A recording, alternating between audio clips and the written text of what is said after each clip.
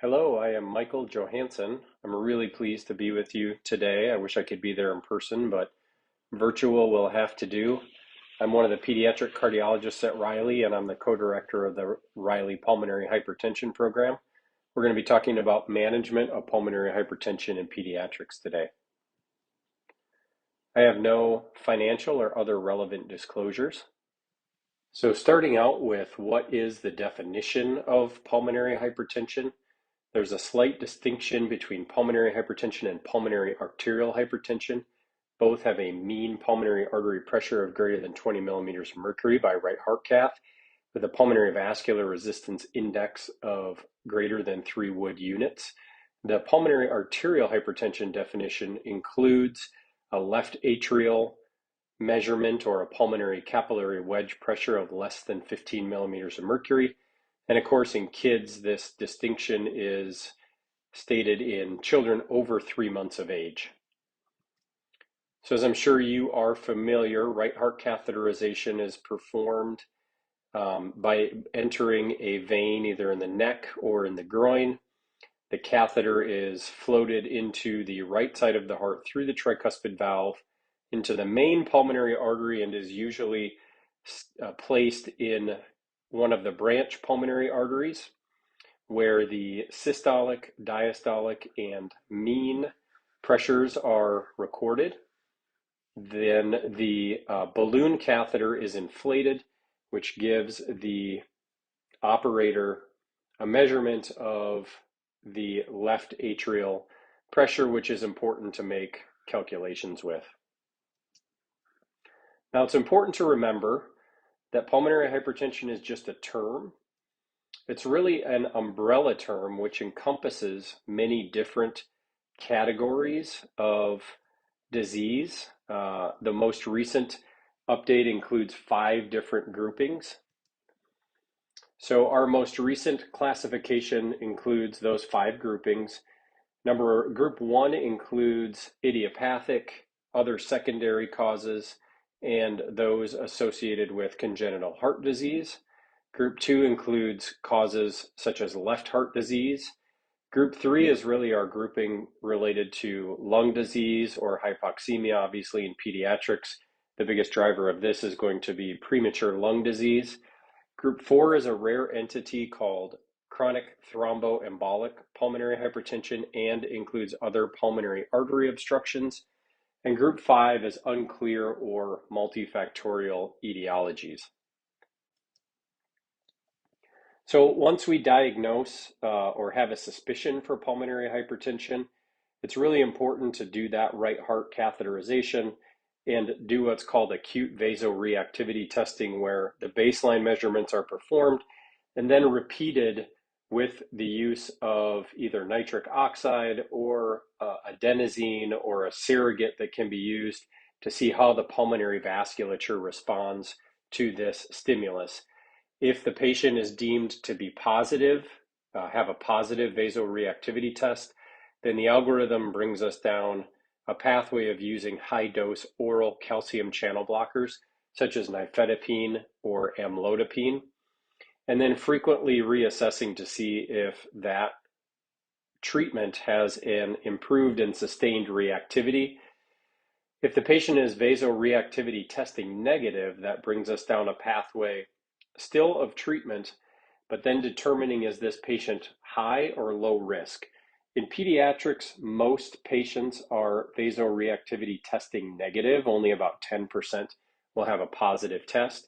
So most of our patients are going to then fall on the right side of this algorithm, where we need to determine whether they're low or high risk, and that determines how we're going to start treatment and how we might add on therapies as we go along. So what determines whether a patient is high or low risk? It's somewhat self-explanatory. Obviously, if they have clinical evidence of RV failure, they're going to be in the higher risk group. If they have a progression of their symptoms, if they have a lower 6-minute walk test, if they have poor growth, if their overall functional class is worse, if certain markers of heart stretch and heart strain are significantly elevated and rising that being our serum BNP level, just as one example. And if our echocardiogram has various findings that are concerning, as well as the hemodynamics that are obtained from the cardiac catheterization. If the pulmonary vascular resistance is greater than 20 Wood units, or if the mixed venous saturation is quite low, those are all going to put us in a high risk category and lead us down a pathway of aggressive therapy.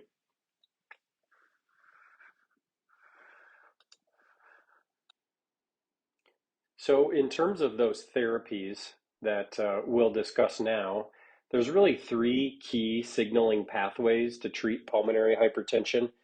There's the one in the center, which is the nitric oxide pathway, which is probably the most studied and the one we're most familiar with.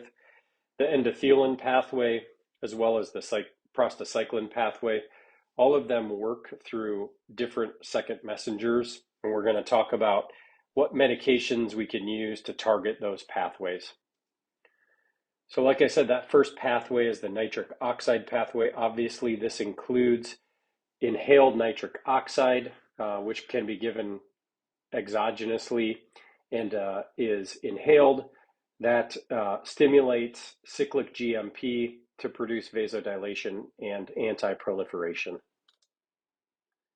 Medications that fall in this classification would include phosphodiesterase type 5 inhibitors, as well as a newer class called soluble guanylate cyclase stimulators. We'll talk about a couple examples of those. So the one we're probably most familiar with is Sildenafil. The brand name is Revatio. It comes as 20 milligram tablets and as a 10 milligram per ml suspension. In pediatrics, our typical dose is 3 to 4 milligrams per kilogram per day in 3 divided doses throughout the day. Maximum dose is 20 milligrams TID. In our patients who are on 4 milligrams per kilogram per day, and we deem them as having an inadequate response, that would be our cue to add a second agent. Adverse reactions include headaches, flushing, GI disturbance. There is an IV formulation available. It is rarely used. There's limited experience with it, and it's quite expensive. Some centers do use it as a continuous infusion, with the total daily dose about half of the enteral dosing. Another medication in this class is Todalophil. It has the advantage of once daily dosing. The typical adult dose is 40 milligrams once daily. In pediatrics, we aim for about 1 milligram per kilogram per day, and we start at half that dose to make sure that it's tolerated. Should be used with caution in patients with hepatic impairment, and the adverse effects are similar to that of Sildenafil, with flushing, headache, and GI upset as the main side effects. Now, a newer class of medication is the soluble guanylate cyclase stimulators, which, as you can see from the picture, work independent of available endogenous nitric oxide to stimulate soluble guanylate cyclase and increase levels of cyclic GMP, which leads to that desired effect of vasorelaxation. It is contraindicated for use at the same time as phosphodiesterase type 5 inhibitors, the main side effect being hypotension. Brand name for this medication is Adempas, generic name is riociguat.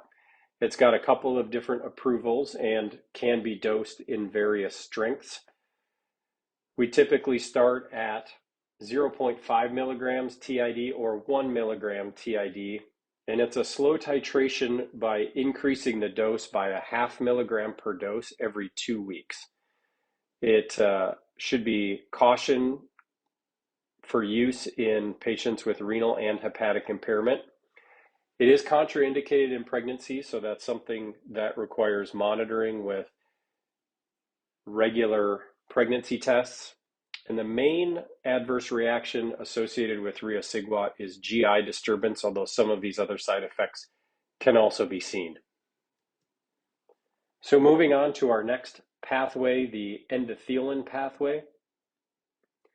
These would include these three drugs here: ambrisentan, bosentan, and macitentan. So the endothelin pathway can be targeted by antagonizing two of the endothelin receptors, A and B. Endothelin A is present on smooth muscles, and endothelin B is present on both smooth muscles and endothelial cells. Ambrisentan is a selective endothelin receptor subtype A antagonist and has some purported benefits of decreased toxicity associated with this. In reality, the efficacy of all of these three medications is pretty similar, and the bosentan has the largest potential for liver toxicity, as we'll see here on the next slide. So really, these are the three medicines. In pediatrics, of course, it is weight-based dosing, with the ambrisentan and macitentan being around 0.15 milligrams per kilogram once daily. And bosentan has a separate recommended dosing based on weight, and it is in fact the only medication approved for use in pediatrics down to the age of 3. Again, they are pregnancy category X, so urine pregnancy testing is required. Liver toxicity is also a known side effect with bosentan. It requires monthly liver function testing. With ambrisentan, it is approximately every 6 months, and with macitentan, it is before initiation then as clinically indicated. Headaches, flushing, and anemia are the main side effects associated with this class of medication. Last pathway we'll hit is the prostacyclin pathway, which works with cyclic AMP as a second messenger. I really like to think of the prostacyclin pathway as the Swiss Army knife of pathways. There are many different ways that these medications can be delivered, and as an overall class, they are the most potent of the medications. So epoprostinol was the first to be studied in this class. It does have very good use. It's been studied extensively and has been used extensively in acute postoperative management. The first medication that was used was Flolan, and we'll talk a little bit about the distinction between Flolan and the other medications. But as you can see, it can be given intravenously. This class can be given subcutaneously. There are inhaled forms, and the newest dosage form of enteral medications, and 2 of them are available enterally. So in general, they are considered the most effective, and we should use them in patients with the most severe disease. So that would be those patients that fell on the right side of that previous algorithm where they have several high-risk characteristics. The oral prostacyclin and prostacyclin receptor agonists, which we'll talk about in a little bit, overall are gaining favor for their ease of use, but are generally not as effective as parenteral therapy. Inhaled prostacyclins are also an effective treatment. We've had some good success with those, but definitely less so than the parenteral routes. So like I said, the first drug that came on the market in this class was epoprostinol, and in fact, to this day, it's the only treatment that's been shown to reduce mortality in a randomized study, and this was now over 25 years ago. It has a short half-life of only 3 to 5 minutes, which allows it to be titrated very rapidly in an intensive care unit setting. It does require a permanent tunneled catheter for ambulatory or outpatient use, and it is a continuous infusion. Adverse effects include flushing, hypotension, jaw pain, and arthralgias or flu-like symptoms. It must be continued and should not be abruptly discontinued. If patients are going to discontinue it or lower their dose, they must do so slowly. Flolan is stable at room temperature for only 8 hours. So for those who are going to be out and about, it does require cooling, though there is a thermostable version of this molecule that does not require cooling. Now, treprostinil is an analog of epoprostinol, but it's got a much longer half-life. It's chemically stable and can be administered at room temperature. It has shown to improve exercise, hemodynamics by heart cath, as well as symptoms. The advantage of this is that it also can be administered subcutaneously, so it eliminates the need for that tunneled central line that may be a setup for infection or malfunction. However, there is a drawback of subcutaneous administration that includes infusion site pain that can lead patients to desire to discontinue this medication in up to 8% of them. It is the IV medication of choice for long-term use because of its longer half-life and the ability to administer it at room temperature. And it has really the same side effect profile as epoprostinol. So when starting either of these medications, they are initiated at very low dose, 1 to 2 nanograms per kilogram per minute. And they're titrated by 2 to 4 nanograms per kilogram per minute at intervals that depend on the half-life of the drug. So epoprostinol can be titrated every 15 minutes because of that very short half-life.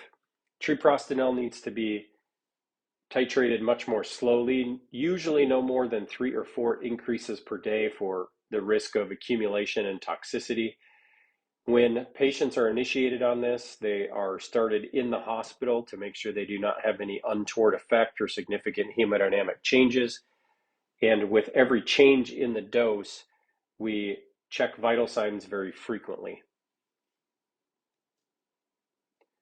For the subcutaneous administration, that pump on the left is the pump that we use to administer it. It's actually an old version of an insulin pump for diabetes. There is a specific infusion set that goes with this that's easy for the patient to apply.